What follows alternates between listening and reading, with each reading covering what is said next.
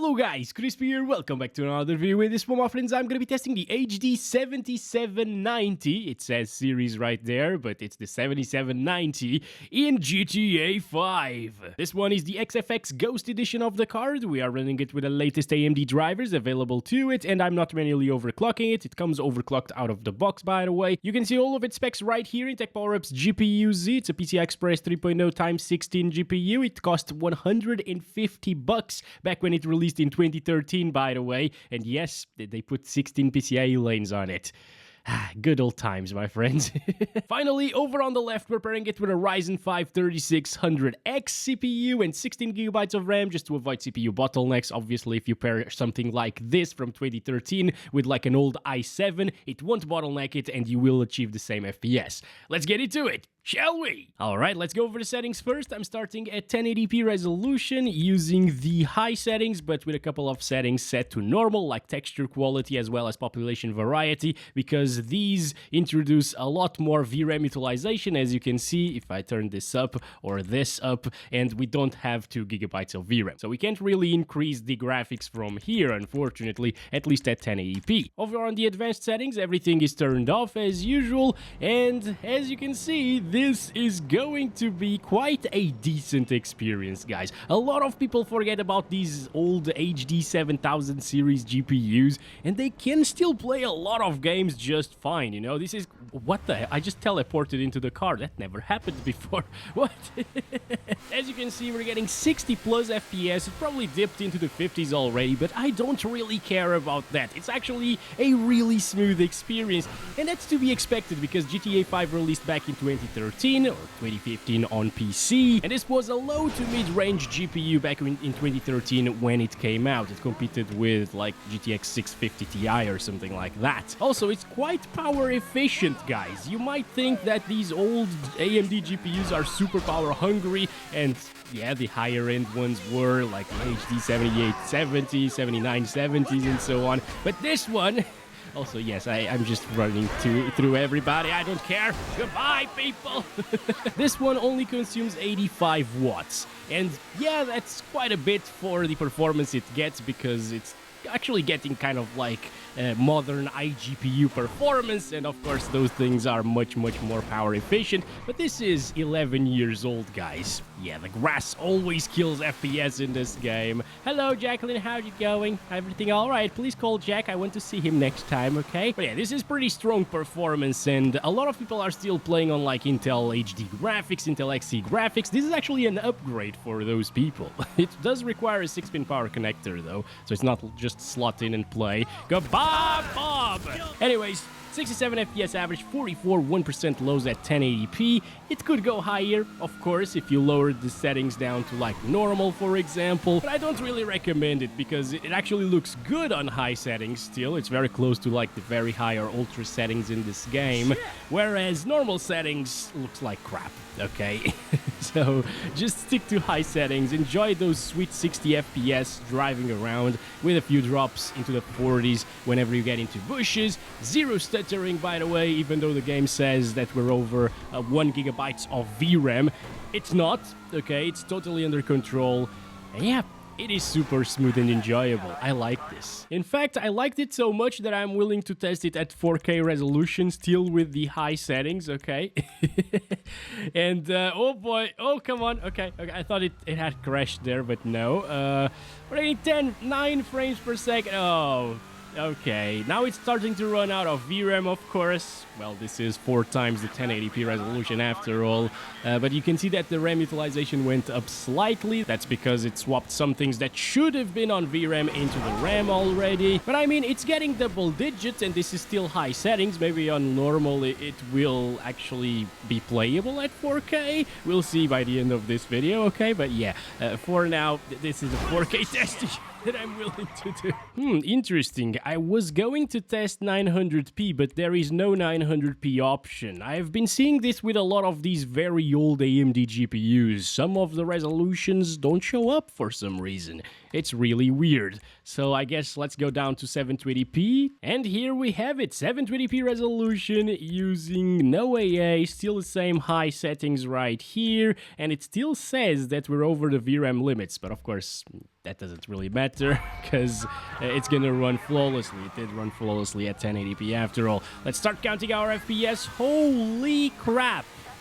That is a huge improvement. We're getting like double the FPS. Well, not quite, but almost double the FPS of what we've seen at 1080p resolution, guys. Damn! So a high refresh rate experience is possible with the 7790 right here. That's great, guys. Again, this is very close in performance to GTX 650 Ti, so it's to be expected. The 650 Ti was a pretty capable GPU back in 2013. It was a very popular GPU as well. We need to see Jack and we need to see the FPS inside of bushes because obviously that's where it's gonna drop the most. So far it's been like 100 plus all of the time. Wow. You know what? That's really impressive, but you're not gonna get these FPS if you don't pair it with a strong CPU. Okay. At 1080p, a CPU that's capable of achieving like 70 or 80 FPS would not bottleneck it. So something like an i7 2600K or even like an i5 4th generation, that's good enough for like 80 FPS average. That was a really weird turn right there. I don't even know how I didn't crash. But yeah, the 4th gen i5 is capable of getting 80 average, so it wouldn't bottleneck it and it would get the same FPS as this system. But at 720p, that i5 could only get like 80 FPS because that's what it can get in this game on average. So you wouldn't really see 100 plus. Still, it would be a 60 plus FPS experience all of the time, or almost all of the time. We're about to find out. Let's see if it drops. Yeah, okay. It doesn't even drop here. Look at that. It dips into the 80s, basically. That's really good. That's really good. Jack! Where is Jack? What the heck, dudes? Where did he go? We're not seeing him in this video. I need to restart the game, probably. I'll do it and play on normal settings for a little bit at 4K and 1080p as well. Look at this, dropping into the 70s right here. Bobby's not here anymore either. Oh, damn it. Oh, guys, this is interesting. Do you know what came to my mind? The GT 1030 2GB GDDR5 is actually slower than the 7790 right here.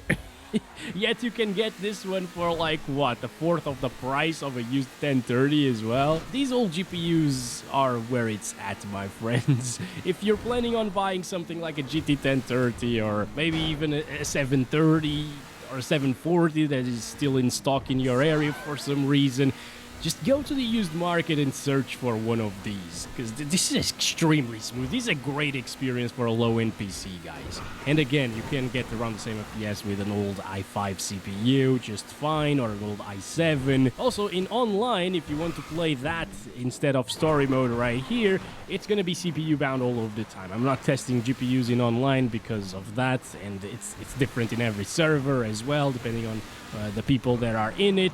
Oh my god. Okay, yeah, that's a good way to end it. We could probably add a little bit of MSAA actually and still achieve 60 plus most of the time. Yeah, look at that. 80s. I can't get out. I'm gonna die in here. Alright guys, we're now playing at 1080p resolution using the lowest settings in the game, which are the normal settings. This game doesn't have a low preset, and everything's still turned off right here, and it's still running out of VRAM even at the low settings, everything, which is interesting. But as we know already, it doesn't really matter. If you go like 100 or 200 megabytes above the limit, you should be okay still. Alright? Anyways, let's start counting our FPS. Instead of seeing like 60s around here, we're now seeing 80s and 90s, which is much smoother, of course. But now the game looks way worse. First of all, oh my god, I'm so sorry. Oh, at least we didn't kill the little puppy. Yes, everything is fine. But yeah, aside from everything looking way worse than it did on high settings, the city just doesn't feel as alive, you know. There aren't as many people running around or driving around. it's worse. It's a worse experience. You could still increase that slider, you know, population density or whatever, but it is what it is. I just want to showcase the lowest settings right now. Good thing is, I can drive around here without hitting a single person. Oh, we're gonna make it. We made it. Oh my god, it's been so long since I haven't really hit anybody back there. Anyways, 100 FPS average is extremely good, but again, you will need the CPU power to keep up with it, of course. But yeah, the GPU is capable of it for sure. Over here, it doesn't really drop too much anymore because we don't have grass, basically. And Jack isn't here. You gotta be kidding me, Jack. I restarted the game and everything, and you're not here to see me? Why? What? Where is he? The bastard. He's running away from us, guys. You know what? I'm gonna go down there again, and if I come back and Jack isn't here, I will kill Bob.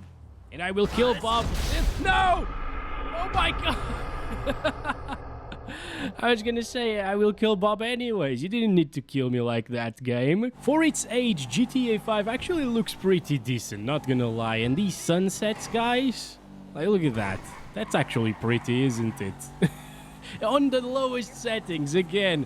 Oh my goodness. And with this kind of performance on the 7790 as well, it's kind of crazy to see how badly optimized games have gotten these days. Again, if you value great games and if you want good gameplay and decent graphics still, just stick to older titles and an older GPU. There's no need to go out and spend thousands of dollars on a new PC with a super expensive GPU. Hello, Jack. Hello. How's it going? Finally, I'm seeing him. Oh, yes. Thank you very much.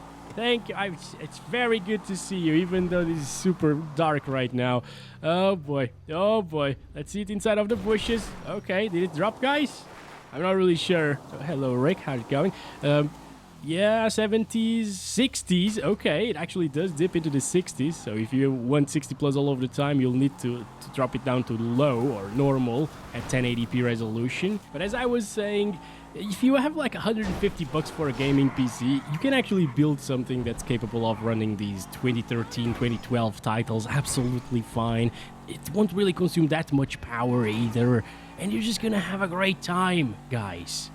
I at least have a much better time playing older games or indie games these days than the AAA stuff, that's for sure. Also, it's interesting that this doesn't have 1440p. It's 900p and 1440p that are missing here. It's so weird, guys. Okay, here we have it, 3840 by 2160, still going over the VRAM limits by half a gig right there. So it's gonna swap some things into the memory. And no, well, it's not single digits.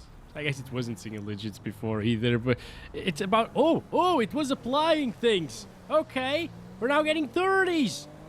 Holy crap. No, that is a bit unexpected. Once again, I really thought we'd just get like 15, maybe 20 FPS at the highest, but no, it's getting above 30 FPS at the moment. Also, so sorry about the screen tearing here at 30 Hertz. It's terrible. It's just because of the capture card. But hey, if you want to pair it with a 4K display for some reason, I mean, I'm probably the only one doing it. If you are stupid like me and you do this, well, you can expect 30 plus most of the time. It's inevitably gonna drop in more intensive areas, of course. But it is working! I can play the game! Okay, so it's starting to drop a little bit, sometimes into the 20s. It also feels really choppy, but it's probably, again, just that tearing issue. But I want to see Jack at 4K with a 7790. That's what I'm here for. Oh, yeah. Oh, boy. Okay, and let's see the bushes as well. Okay, dropping into the low 20s, so it's definitely not going to be an enjoyable or playable experience. But it's better than I expected anyways. And hello, Jack. How are you going, buddy? 4K resolution on an 11-year-old GPU that cost... My God, I spit myself. I'm so excited. Yeah, this is all on an 11-year-old GPU that cost $150 back then, guys. And it's also very sad to see that the mid-range back then, or at least the lower mid-range, the 50 Ti tier, you know, It was 150 bucks back then. What does a 3050 cost these days? That's last gen, by the way, and not the 50 Ti version, you know. And it costs like what, 200 bucks or something like that. But anyways, we still got these beautiful gems on the used market. And again, if you want to play old games and you don't care about the newer stuff, they will do the job. If not at 4K, at 1080p for sure. So thanks very much for watching this video. Don't forget to like and subscribe if you haven't already. And I hope you guys enjoyed it. As always, love you all. Bye-bye.